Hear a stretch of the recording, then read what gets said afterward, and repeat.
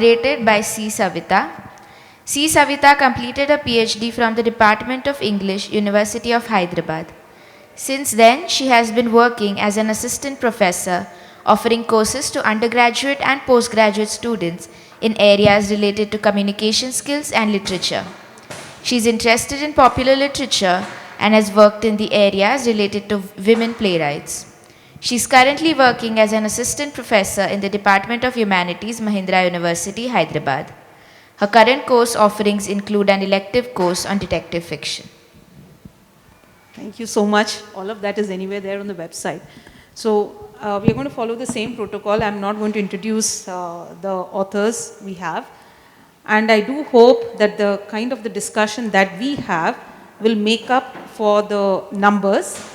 And I do hope that as the discussion proceeds, many more will join us. So with that, let me just give a brief context to the session. We have two very interesting authors with us over here, and we are going to discuss their debut works, Mehak and K. Vaishali. Mehak has written a book of poetry. It's called Failure to Make Round Rotis. And K. Vaishali. I wrote a book called Homeless, and I forgot to bring my copy, so this is what it looks like. So you will have to bear with her when she reads Just out. imagine a book that looks like this. And interestingly, both of them, Mehak has been associated with technology, but then you can understand the sense of passion that she has. She's given up her job and devoted herself to writing poetry. So one of the questions that I'll be asking her, like I'm giving you a fair warning about it, does poetry pay? Whereas K. Vaishali is very clear, writing doesn't pay, so she's still holding on to her job. So we will begin by asking them to read out excerpts from their work. We'll begin with Mehak.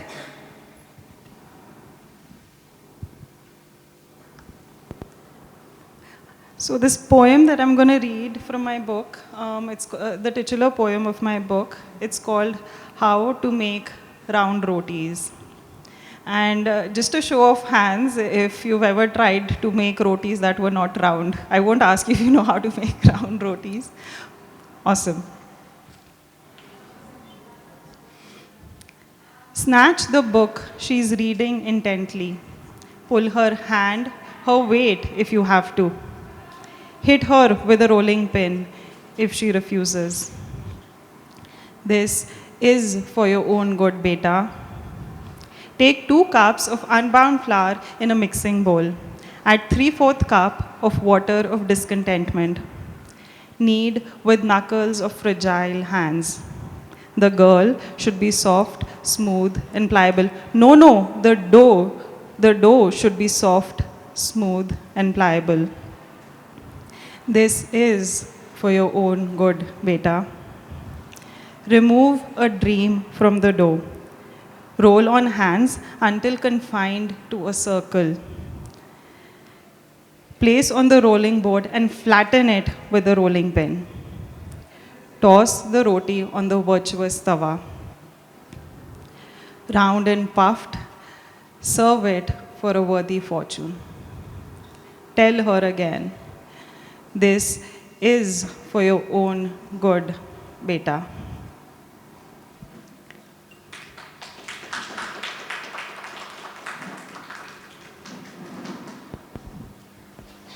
That's one poem. Anything else would you Yeah, like to read out?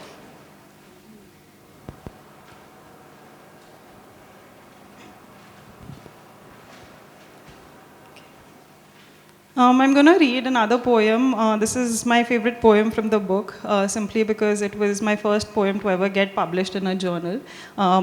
If you know how poetry works, is that once you start writing it, you get more credibility if your poems do get published in a journal.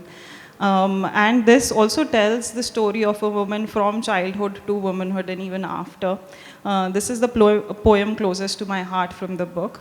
And trigger warning, it does contain themes of sexual violence. This one is called Remembering Childhood. My father would nod at me only if I stood first in my class. Now, I should be the first of my friends to become a Mrs. I used to wander the toy store for hours till I found my perfect Barbie. But now, a Ken doll has been arranged for me. I should behave as he instructs. I worked until my eyes dried to be the lucky one at my job. But now, we walk 7 fair hours because the astrologer assured my new parents I would be auspicious. Even peeking at liquor was prohibited. Even peeking at liquor was prohibited. But on my wedding night, the wine bottle is thrust inside me. I should stain the sheets red. When I was 10, I asked my ma, "What do you dream about?" She said, "My children should be safe and happy. You are my everything." I had laughed then. I had laughed then. But now, my daughter's dainty palms touch my chest. I can't fail my daughter. I can't fail my daughter. Thank you. Thank you, Mehak. I hope you understand why I'm doing this, because I'm not sure how many of you have actually read the works. So it is going to provide the fodder for you to ask your questions later. Okay, okay, Vaishali. Thank you. And reading is tricky for dyslexic people, and I'm dyslexic, so please bear with me while I stumble over certain words. I assure you I wrote this book, it's just hard to read. Okay, so I'm going to read a passage about my coming out experience to my mother. So here, it's in page 6, if any of you have the book, unlike me. Coming out was a weird experience. I knew it would be disappointing news to my mother, who had been dreaming and hoping since the day I was conceived that I would fill the conventional middle-class Brahmin woman-shaped mold which she confined herself in. She just wanted me to get a degree from a top engineering college, marry a Brahmin dude, and have children. It would bring her great happiness if I would just do that. But I already disappointed her by not opting for science in the 11th grade. I knew it was pointless to try to compete with others to get into a good engineering college because I knew my intelligence didn't translate to good scores. In a way, I knew I had dyslexia before I knew I had dyslexia. Then I disappointed her some more by quitting the chartered accountancy course and dropping out of my bachelor's degree. I didn't expect another disappointment to radically change my life. But everything changed the day I came out to my mother, even though I'm not sure if I actually came out to her. I like girls, I declared to my mother. She tried to make a joke, I don't remember now. But I'm serious, I like girls, I'm in love with Bhavya. I said, "Do you remember her? We went to see her Bharatanatyam performance." My mother widened her eyes. She made an angry face and asked, "Are you pregnant?" "Are you asking me if I'm pregnant?" "Yeah." "How can I be pregnant?" I said. "You know, you need a man to... Did you have premarital sex?" "I don't want to discuss that with you. It's my private life," I said. "Did you have premarital sex?" my mom asked again. "I won't say." "How do you know if you didn't have premarital sex? Answer me, did you?" She looked really mad. "Yes." "How dare you have premarital sex?" "But how can I have postmarital sex with a girl? How can I marry a person of the same sex? It's not allowed." "How long has this been going on?" she asked. "About 3 years." "And you're telling me now? You could have told me earlier and I could have gotten you psychiatric treatment." I began an angry rant about how homosexuality is not a mental ailment, and she stormed into her bedroom and shut the door. We never spoke about it after that. I never expected her to respond to my coming out by asking me if I was pregnant. I think in the scale that she had for me, married engineer with children was the best case scenario, and unmarried pregnant college dropout was the worst case scenario. My coming out broke her scale. But she was too confused to fathom the scenario worse than unmarried, pregnant, college dropout just yet. I think when she was asking me if I was pregnant, she was bargaining with me. It was like she was saying, let's meet in the middle. At unmarried, pregnant, college dropout, or I walk away. And walk away she did.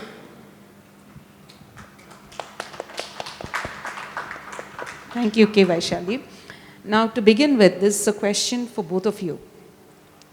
What are the issues that you feel very strongly about, and have those issues found resonance in the works that you have written?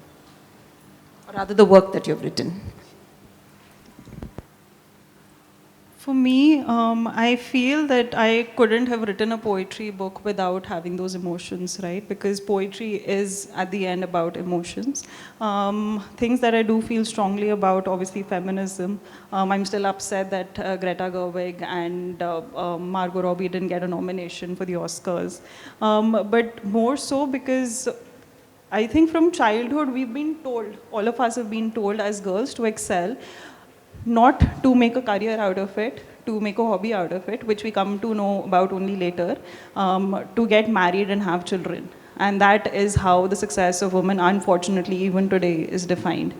And one part of the success is being able to make round rotis for your husband, because I do remember when I was a kid, I always remember my dadi my dadi used to tell me that, if you can't make round rotis for your husband, what is he going to eat at home?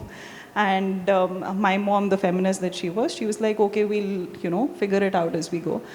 But small things, I didn't realize how casual sexism is so normalized today, right? I've been part of the startup world for about 8 to 9 years now, and I remember I've been in the sales team only, and I used to be the only girl in the room. Sales is not a genre, you would say, that is very friendly to females. Having said that, I did as well as the male as my male peers did, but I was sometimes the only female in the room, and that did make me uncomfortable. But I wanted to change the status quo, and I wanted to address all of these issues, and hence I wrote this book to address the casual sexism that we've normalized now. I mean, a lot of that I also resonate with and talk about. But I think for me, I have faced incredible loneliness growing up because I never saw someone like me ever. Even now, like, I don't know many people who are lesbian in my workspace. It's so hard to like see someone having the same kind of issues that I had growing up. And we live in a very polarized world, and even sometimes our existence is questioned, and whether we should have rights is questioned. So with my book, I'm trying to make more visibility for the communities that I'm part of. And another one is dyslexia. And women with neurodiversity are also very rare to find. A lot of us don't get diagnosed because we are good at masking, which is a term where you sort of mask all your symptoms so you appear normal, although you struggle with them internally. So I want to bring more attention to women who are from the queer community and also from the neurodiverse community. And since I never saw anything like that in the spaces I've been in, and even in books and movies that I have been exposed to, I thought it was important for me to speak up. And since I had the privilege at that time, not before, but at that time I wrote the book, I had that privilege because I was working in a company that was cool with these the communities that I'm part of. I had the courage and the privilege to write this book, and I feel like I couldn't stop myself. Thank you. So let me just try and complicate that a little bit more. So you have spoken about the issues that you feel really strongly about, but in the current context where we have so many other issues being positioned in front of us as being the most important ones, where do you see these issues getting articulated at all? Yeah, so I think there are always these issues. I think I can only talk about my life, like especially because I'm writing a memoir. I'm not going to call myself an expert in things that I don't know much about, and these some issues get a lot of attention because they're written about, right? I mean, that's where it starts. It's the chicken and egg situation. If you're writing about those issues, then of course you get that visibility, but those issues are already visible. What about issues that are not visible? What about our lives, right? I mean, we are invisible, and it is important because we are also suffering, sometimes to the same extent, sometimes lesser, depending on how privileged we are, but we are also suffering, and it's important that somebody speaks up about us and the issues we face. And I think whether it is in fashion or not, that also depends on how many people are writing about it, so somebody has to start. So indirectly what she's saying is, please buy her book. Thank you for What that. do you feel about it, Mehak? I feel that this is a story of my life. Failure to make round rotis is a story of my life. But I felt a lot of people after I wrote this book came up to me, especially females, and they said, this title and this book represents who I am.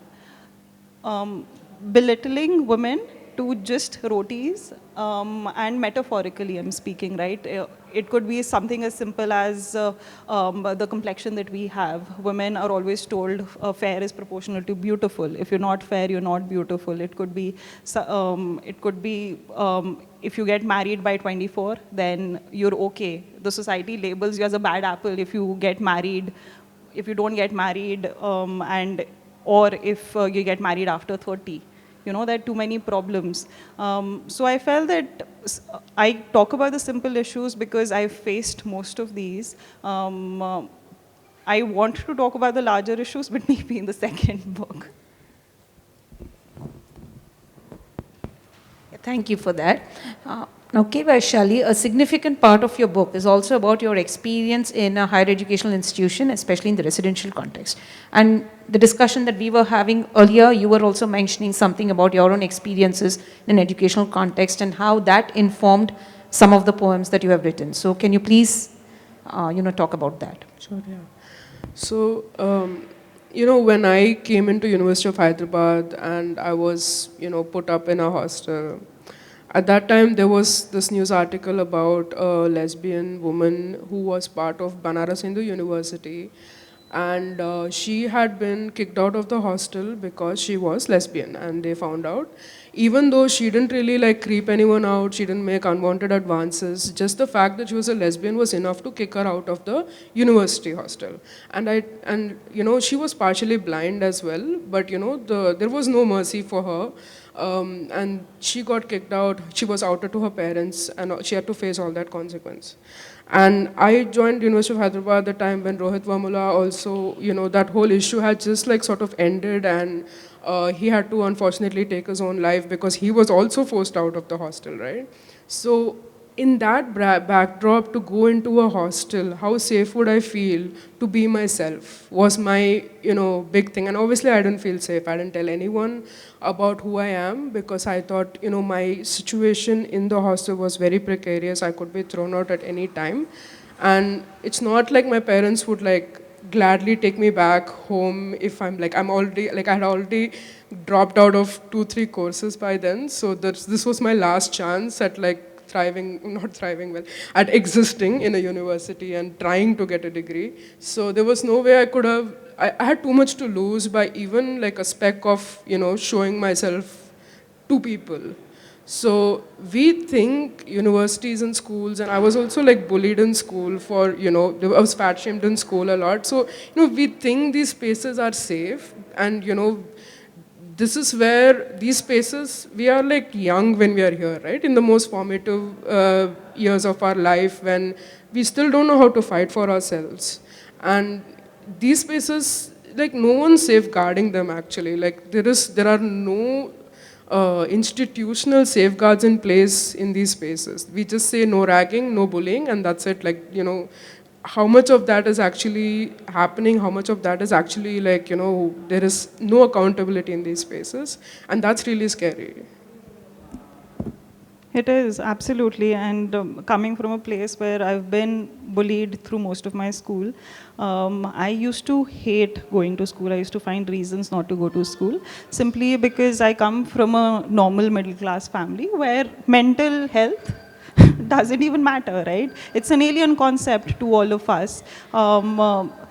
As long as your needs are met, you have probably one bag a year, or maybe once in 2 years, you have books that you're going, and you're going to school every day. You're getting A's in few subjects. I feel everything is normal with the parents. So much so that I feel I didn't even tell my parents when I was bullied in school because it was so normalized. ठीक है जा रही है school होएगा ही मतलब let's not sugarcoat it, right? And then another thing that I feel is the pressure, as she was talking about, of being an engineer or a doctor or a similar professional degree, which will give you a better maybe a job or a placement in society, which will give you that sort of validation that we all crave for. I think that is one of the other subjects that I do talk extensively in the book. And I do see it as a sort of bullying by our parents and the society at large, probably, where, you are supposed to take decisions where you're not even given a choice. Imagine telling a child, "Teko engineer banna, teko engineer banna, teko engineer banna hai." By the time you reach your 12th standard or even 10th standard to take a decision, you've already been conditioned to like engineering, to like biology, and then of course you do that. Right? How many of us have been told, okay, beta ja, kuch bhi kar le? And I feel it's the same for guys. It's even more difficult for guys because they're supposed to be the breadwinners and conform to patriarchy in the way that they are supposed to earn for the family, right? I have so many friends who started doing architecture, but what they actually wanted to do is graphic designing and just designing at large, right? Not architecture. So they weren't allowed to, even go out of that zone where they could not pursue architecture. You have to have a professional degree for you to be a normal human in society. So that's interesting. Vaishali, her idea of bullying was in the context of a higher education space, whereas Mehak has extended the idea of bullying into the kinds of the norms that the society places upon an individual and especially women. Let me just try and change the track a little bit. How easy was it for you to publish your books, considering the fact that we are not Amish Tripatis, we are not dealing with Hindu mythologies, we don't have any issues or agendas, and there's no jingoism in what we write? Yeah, I think when I was writing this book, I was almost thinking like I'm just writing diary entries because, who's going to publish this book is something that and that helped me sort of loosen up, right? Like I didn't have to conform to any ideals of what a book should be like, so I just wrote whatever came to my mind. And luckily, we do have niche publishers that are pushing the edge of what is getting published. Yoda Press, my publishers, one of them, like they have been in the forefront of publishing about sexuality for a while now, and many of their books were even quoted when Section 377 was written down during that whole court battle that happened. So that seemed like a safe space for me to just, directly approach and ask them if they're interested. And that's how I got my break. Like, they immediately, like, they read the book, they loved it. And, my editor also said it has a very Jeanette Winterson vibe to it. And then I was like, okay, who's Jeanette Winterson? And then I went and read it. It was kind of embarrassing. But, yeah, and then, they liked it. And then they had an imprint with Simon & Schuster. And that's how I got my publishing deal. It didn't even occur to me that I could like approach a agent and I'm like, who's going to publish this? Like I was right away like dispensing myself because of the kind of books that get published, and I've never seen a book like mine in that in anyone's catalog. So my publishing journey was took about 2 years for this book to get published, and it is a story in itself. If you have about 2 minutes, I'll shorten it for you guys. I did the usual route where you go to a Penguin, HarperCollins, etc. You see their website, you send them your draft or your manuscript according to the requirements they have. I did that, waited for 6 months. Surprise, surprise, I did not get any replies from them.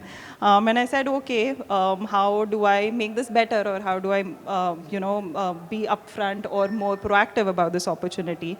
I created a list of 300 commissioning editors, and that's when I came to know the difference between what a commissioning editor does versus what a literary agent does. Because I'm not from this industry, I'm a computer science engineer, and I've always been a techie, so I didn't know how to approach this. So I made a list in Excel, as simple as it gets, and I started approaching them. Surprise, surprise again. 90% of the people did not reply. The 10% that did, they said, we cannot publish poetry. The most shocking thing for me was out of 365 books that Penguin publishes in a year, can you imagine how many of them are poetry? There are about 2 books every year that come out with a Penguin of poetry. And that was a scary thing for me. And I still kept at it. I started going to offices now because I was like, okay, nobody's replying. So I went to a couple of offices, and the receptionist there was very clear that I couldn't get in if I didn't have a prior appointment. And obviously, I didn't know anyone. So I kept mailing them. Chiki, who's the CEO of Juggernaut, really liked the book. I did not have any prior references. I sent her a few poems. She really liked it. And within a span of 30 days, less than 30 days, the book was out because she liked it so much. So don't ever give up on your dreams, because you just need that one acceptance. Just one follow-up question to you, Mehak. So during this time when you were going around all these commissioning agents, didn't it occur to you that possibly if you change the form of your writing, did that thought ever cross your mind? Why were you so invested only in poetry? And don't tell me it's because Penguin publishes only 2 books. No, that data I came about later. I came about to know later only when I approached the publishing. I started writing poetry in the lowest point of my life. I had a thriving startup in Chandigarh, which is where I'm from. 5 years into the startup, I had a freak knee injury. It was so bad that I couldn't even walk 5 steps to the washroom. I had to shut down my baby, which was my startup, and I didn't know where to go, what to think, what to do when I wake up. I went through a brutal breakup around the same time, and I was just so lost. And I've always been a voracious reader, and that time I figured out that fiction and non-fiction did not help me anymore, because I needed a quick pick-me-up, and that's when poetry came to the rescue. I used to read one poem for 2 minutes, 3 minutes, and that used to instantly cheer me up. And I felt so revived, and I felt that poetry has more power than, if I could say that, fiction and non-fiction. And I wanted to share this power. I did not, when I started writing poetry, it wasn't with the intention that, oh my God, I have to get Juggernaut or a Penguin to publish it. But it was just as a form of catharsis for me. That's an interesting word, catharsis. To you, Vaishali, how did it feel when you actually saw your writing in the form of print? It was pretty scary because I wasn't just coming out with a book, I was coming out. And, I had not the publishing process goes really slowly, and then suddenly, in 2 months, they're like, your book is out and we are announcing it on social media. Like, that happens, they don't even take your consent, they just post it on social media. And I was like, oh my God, I'm coming out to everyone, what am I going to do? And, because I've been in the closet all my life, never really felt, I'm so comfortable, I can literally, could fool anyone about who I am. So it was really scary when it came out, and suddenly I'm like, oh my God, my grandparents don't know, I have to go tell them before the book comes out. And there was a lot of that pressure as well on top of, so I didn't even have time to worry about how well the book would do. I was more worrying about how people will react, and especially my family, and because I do talk about my parents and not in good ways. So it was important for me to then go and sort of do a coming out tour, if that makes sense. Go from house to house telling everyone, hey, this is me, and just get their wonderful feedback about my identities. And that it was nice actually. It distracted me from the book and thinking about bad things. Yeah. I was over the moon. simply because this is Juggernaut's first ever poetry book that they've published, and I. I was working non-stop at a startup. The second I signed my contract with Juggernaut. Um, uh, I felt so confident about the book that I quit my job, served my notice, and started working on promoting the book. I wanted to change the narrative that poetry doesn't sell in India, and we, along with my team, of course, managed to do it. We've sold about 3,000 copies in the first 3 months itself, which is kind of a bestseller for poetry because, and I still really am indebted to obviously Chiggi Sarkar and the whole team of Juggernaut for giving me this chance. It was a surreal experience. How did the readers receive your book? Were there any particular kinds of feedback that stood out for you? I know there's a lot available on Goodreads, but then you must have done so many sessions also, right? Yeah, I think it was overall well received. I got a lot of I think so many people who, whether they were part of the queer community or not, whether they were neurodiverse or not, there is enough to resonate with for anyone who picks it up. I mean, I do talk about going through a breakup and being a woman, sort of dealing with the expectations your family and the society has on you.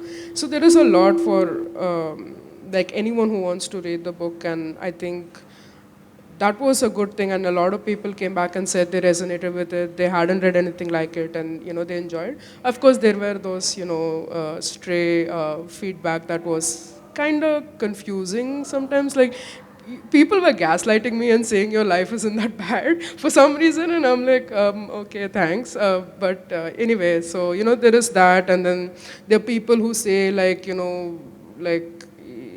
I talk about being dyslexic and someone called me the R word. I'm not going to say the word, it's a very bad word. But, there is stuff like that as well that you have to face. And of course, talking about being a lesbian again, invites a lot of scrutiny, not the, favorable kind. I mean, there's no favorable kind, but yeah. So it was mixed in that way. But then I think readers, they have been very kind to me, and many people, in fact from the University of Hyderabad, so many people wrote to me and they said, you know what, I'm also in LH1, and that's where my book is based, the ladies hostel one, and they were like, this is my life, I read this and I'm like, oh, someone's writing about me. And that was really nice. And so many people, they wrote huge paragraphs, and they were very kind, so that was nice. For me, I feel I've received a lot of good response from women out there, but also from men. They were really most of the feminist men, I would like to say. They said that we expected to read more about women and know about women, but this is a self journey from self doubt to actually let's say loneliness, fear, and getting over a breakup even for that matter. So they said they resonated with the other things as well. I did get a lot of hate as well, as simple as, if you write books like this, you're one of those girls who will get divorced in life. Also something there are a lot of recipe poems in my book. The one that I read out to you guys was how to make round rotis. So certain gentlemen did come up to me and said, of course this is written by a female because you talk about cooking. And I was so flabbergasted at that time that I didn't even know how to respond. I just don't understand these two things, right? How patriarchy forces men and women to behave certain ways, which it shouldn't do. Thank you so much. And now the venue coordinator is here. Ah, she's right over here, sorry. We started late, okay? So please don't force us to wind up by 11:50. We'll do that if there are no questions. Now it's your turn for the questions. Yes, the lady here. Vaishali, could you talk a little bit about your could you talk a little bit about your issues with dyslexia? I have two questions. One is that, and two, you talk a little bit about how parents, want a certain future for you guys, and when it's not met, then it's very disappointing both for the child as well as the parents. Could you talk about, parenting from a child's perspective when the parent is being disappointed in a child, and what parents could do, to be better and do better? Yeah, wonderful questions. Yeah, dyslexia, there is, the lived experience of dyslexia in India, which I talk about a lot. And there is also the, the day-to-day struggles that I go through wherein, when I read, I can't read properly. I can't even hear properly. Sometimes, when I'm listening, it takes me a while to sort of process what is being said. And, there's no hearing aid I can wear for that, right? I mean, it's just something I have to live with. And if someone's talking a different accent, it takes me a while to adjust to that. So, there are those things. And I'm a slow reader because I look at words as images and not like letters that become a word. So it takes me a while to read. And, when I read, I go to like different sentences. Like I can't read in a very linear way. And I confuse left from right. And, the typical symptoms that a person with dyslexia goes through. I sometimes write D instead of G, B instead of D. I'm even thinking about it in the wrong. Anyway, so, and I can't spell properly. So those are issues I have. And of course, I'm a writer, so it like kind of makes things hard for me. And I kind of like torturing myself, I guess. But yeah, and the lived experience, so everything is so catered to people who are neurotypical that it's sometimes hard, like even when you go to a space to figure out how to read a map, how to get to spaces, that's so hard. People expect you to just ask someone where to go somewhere, and then that person says, take a left, take a right, take a left, and I'm like, what sequence, where? I mean, what's left? Like it's so hard to like, you just navigate. It's, there are so many difficulties that come with being dyslexic. It's, I mean, I could write a book about it, but yeah, I did. So, yeah, and the second question, I think, all parents sort of expect you to be the, best engineer in the world and like earn so much money. And it's like, it's literally unrealistic.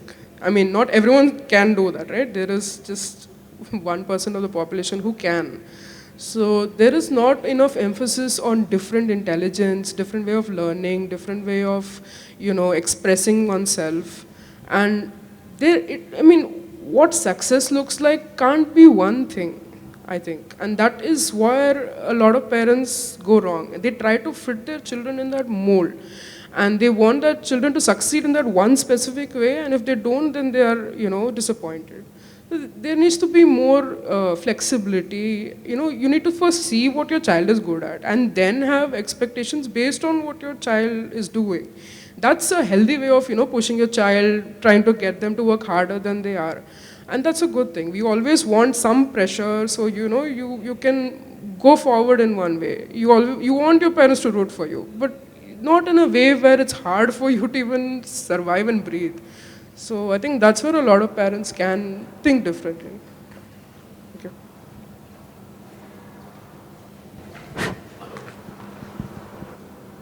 Yeah, hi, very well. I have three questions for Mehak. One thing is, how did you handle the psychological transition from being a techie to the writer? And the second question is, does this writing really in commercial way, does it pay? How do you manage your this thing? And the third question is, what you would advise for the new writers? Like, I'm a businessman. I've done, like, I'm a first generation entrepreneur. Right. So God has been kind. So how do I go forward? I also know zero about this writing, but I have not poetry, about my business experiences, about penning down my business experiences for youngsters. So Right. three questions you need to answer. Thank you. For the first one, I feel the more diverse your background, I feel the better it is. At the launch of my book, I read this poem which is called A Startup. I couldn't have written about a startup if I hadn't been a part of one, right? So I feel that the whole point of writing is that you are talking about your experience in your own way, which can only happen if you have that sort of diverse background. That shouldn't be, I don't think there should be any sort of prerequisite to writing, that you need to achieve XYZ things to start being a writer. For the second thing, I feel that I have worked for about 8 years in my life. I left my well-paying job for this. I really felt that at 40 or 50, I didn't want to regret, going forward, ki, oh, I had a book with the Juggernaut coming out and I didn't work on it, and that's why I didn't do well. I will be coming out, hopefully, fingers crossed, with a book this year as well. And it will be poetry, because I want poetry to succeed in India. I want it to be a case study in, how to make poetry success. I'm sure when Amish started, he would have been like, okay, I don't know how to make historical fiction or mythological fiction a success. But they have decoded that. And so can I. I feel I take this book as a startup, and I am 6 months into this. Maybe another couple of years, I think it'll be profitable. And for the last question, for all the aspiring authors, one thing that I really want to tell them is that you have to have confidence in your work, because there is nobody else who will have that confidence if you don't have it in yourself. For every rejection I used to get, I made a very simple rule, and I told you I approached about 300 people. Even if 10 of them or 40 of them rejected me, I used to go back to a poem, start reworking on it as a catharsis, or even as to make myself feel better that I have control over my book and my journey. Right? And that day I would write another to 5-10 people that please see this, blah, blah, blah, and whatnots. But you have to have confidence in your work. And that is where the confidence will, the others or the publishers, the literary agents, or somebody else will have confidence in your work. And finally, about writing, do one thing which my editor used to always talk about. She said you need to show than tell. For example, as simple as, oh, I'm sitting here. Right? I could say I'm sitting here, or I could say something as, we are talking about failure to make round rotis over here. In this probably space of about 50 people. And this is how it's going. So always show than tell in a sentence, and that is how your writing will reach the level that it can. So just to pivot a little bit from there, one point which she mentioned about the diversity of experiences which informs the writing. The other thing, the way I see it, there are two kinds of reading. One is the formulaic writing, the other which comes from very authentic space. Now, one of the reasons I'm just speculating here as to why their writings have found such acceptance despite not being those, the kind of the mainstream kind of writing. The reason could be, the issues that they were talking about, they could resonate with people, and they could resonate with people because they were coming from a very authentic location. So apart from confidence and other things, my 2 penny, I'm not a published author, by the way, but I think it also comes from the authenticity of the experience that we are trying to capture in our writing. Question?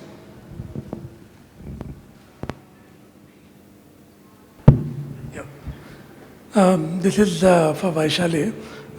Having been one of her teachers at University of Hyderabad, I just wanted to say how proud we are and how proud I am of how far you have come along, and for the publication of this book. No, I just wanted to say that I think your presence in the department has helped make the department sort of more inclusive. It helped make the classroom more inclusive. I mean, partly by your mere presence, but also in the gentle ways in which you would sort of quote unquote train us. Although it didn't have to be, your job to train the department or the faculty. But unfortunately, even after 50 years of the university, we still don't have systems and mechanisms in place to deal with students who come with a wide range of identities and the way in which they are dealing with them. So it doesn't have to be responsibility of students like you to train us, but we need institutional mechanisms, at the level of the university to sensitize us, to train us better, to engage with students more effectively. So congratulations again on the book, and thank you. Thank you, sir. It means a lot to me that you're here, and you've been so supportive. And I agree. It's the UGC's job. It's not the professor's job or the student's job to come out with guidelines and make sure that they create enough sensitization workshops so that all universities are inclusive by default, at least for neurodiverse identities where, you have to get a degree, right? I mean, in this world. So to make that a little easier on the students, they have to really take this seriously. And that's a really good point you highlighted. So really appreciate it. It's a teacher who's appreciating the student and thanking the student, and that's the hallmark of a great teacher. Yeah, Thank you so much, absolutely. sir, for that Thank you, observation sir. and your... Any other questions? We can take one last question. No, and then no, we started late. We're- We go until 12. okay, but even after that, if we have questions, the conversations can continue on outside if you want. For now, we can take questions. So my question is to Vaishali. So I'm from the University of Hyderabad and I'm currently in LH8. Oh, wow. So, yeah. So I've seen instances in my own hostel where trans women are discriminated against, saying that they're, men dressing up as women to talk to women, which is ridiculous because I don't know any of my male friends who thought dressing up as women helped them flirt with women. I know, But right? yeah, ridiculous allegations. But what happens is I'm not from the queer community. So I really don't know how I can, deal with such a situation. I don't know how to help them. Like I can't just go up to them and I don't know. That seems awkward. So what can I do to help the queer community as someone who's not from the community in the context of a university? That's a really good question. And, one thing I wished university had was like a safe space, a queer collective, a mental health sort of meetup. There are so many things you can do to sensitize others. Like if you're if you're doing research, then research about, issues of the community, or just bringing people together, hosting small events where people can come and talk about their issues, listening circles. There's so much you can do. You can invite, if you're good at, organizing events, invite someone to come to your university and talk about it. Like there's so many trans activists, right? Even Telangana and Hyderabad has so many trans activists who are more than happy to come and talk in the university and tell others about their experience. And that creates another visibility for the trans students in the university. So as an ally, you can do, I'm glad that you are thinking about the queer community and wanting to help them. And there are things you can do that are easy. There are things you can do that have a lot of impact but are a little hard. But, it's great that you're thinking about it, and having an event like that would be great if that's something you can manage. Just one last question and then we stop. Anybody has a question? Yeah. That gentleman raised his hand first.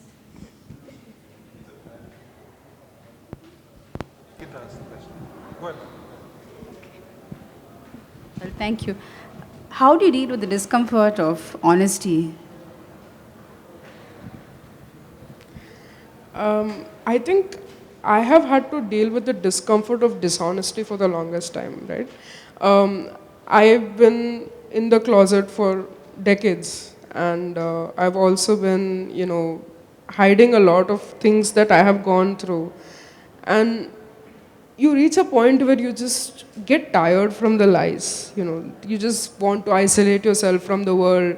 You want to be in this one room where, nobody can hurt you. And that was uncomfortable for a long time. And, once you've gone through that, I think honesty becomes a relief. It's a release.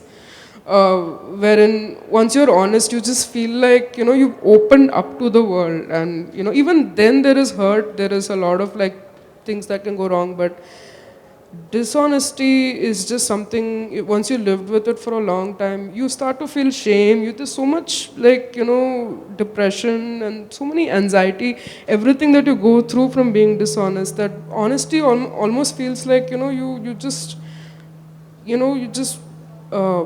you're vulnerable, but you're also powerful. So that's been my experience. I really like the way this session has been titled. It could have just been titled as debuts or women writers, first works or something like that. But they have called it as daring debuts. It's not because, these ladies were afraid of writing. It's because of the kind of the things that they were writing about. It's really, it takes a huge, amount of courage to write about things that are very personal and things that are not supposed to be fashionable. So credit to the organizers for having titled this session so thoughtfully. Thanks to the venue coordinator and the people who are helping over here. I know I have been an unreasonable moderator here, but thank you for being reasonable. Thank you to first of all, thank you to the ladies for having brought out to these works and, engaging in this conversation. And thank you to the audience. You've been lovely. And your questions were really very interesting. Thank you so much. Thank you. Your books are there outside somewhere? They're on Amazon as well. Yeah. Yes. Please do check them out. Thank you. Thank you.